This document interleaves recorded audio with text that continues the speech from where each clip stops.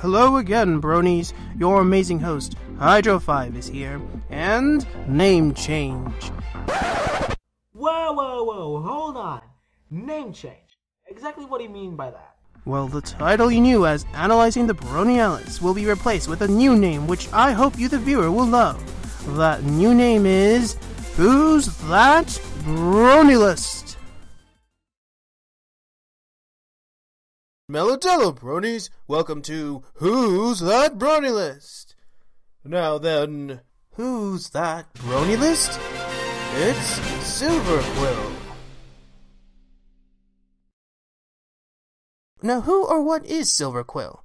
Well, that's an easy answer. He's a hippogriff, of course. What in the name of Celestia is that? That's not a pony. Don't you mean a griffin? No, he's not a griffin. He is a hippogriff.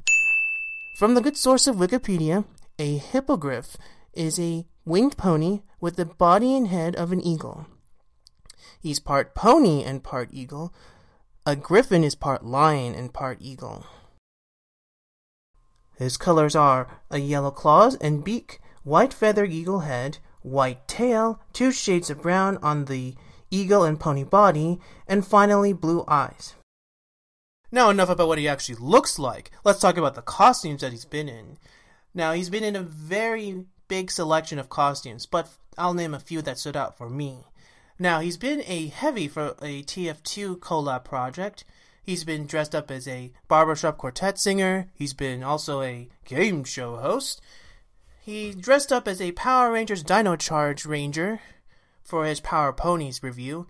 And one interesting version of himself would be the one that he was in the Nightmare Night collab project.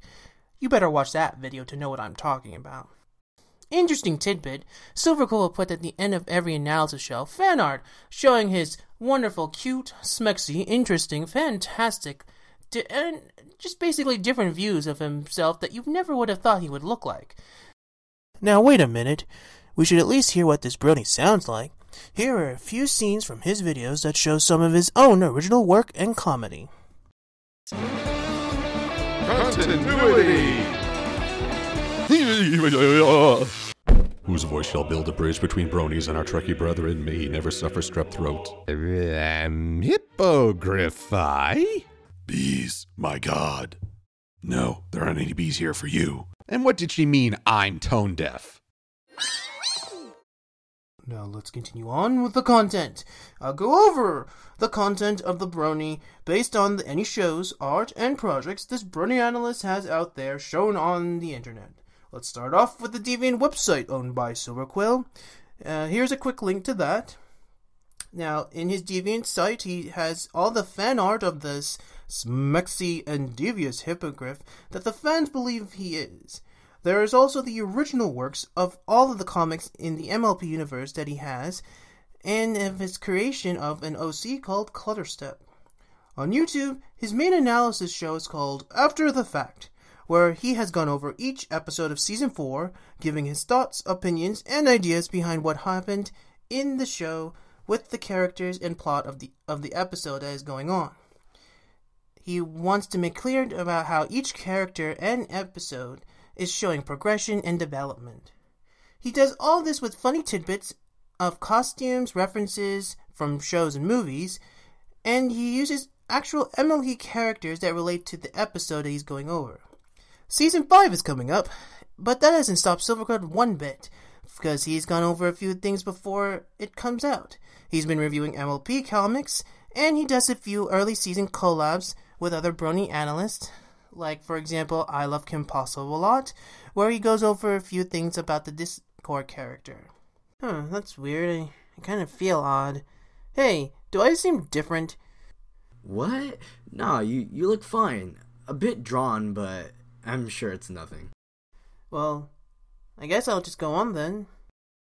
Projects and collabs. Quill's most 3 recent projects has been The Shipping Game, a very brony hearts warming, and TF2 Analyst Anarchy. Brony Analyst that has been part of his show is really a long list to go through, and I wouldn't want to ruin some of them, so instead I'll post behind us the bronies that have been part of his show.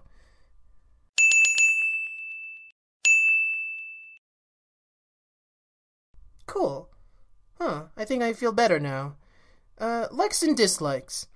In this likes portion, it will be a bit different. I believe you, the viewer, to put the likes of Silver Quill into the comments, would you please? Like in my last episode, those were the dislikes. These will be the likes that you can find for me. But I will mention that he does have a few things that he's mentioned in his show that aren't exactly pony related.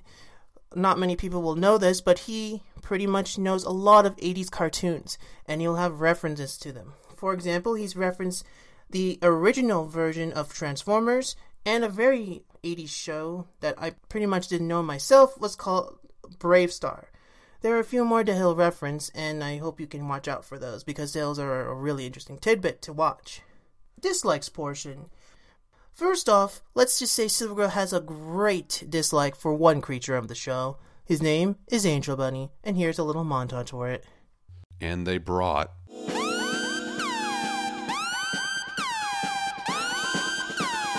Angel Bunny.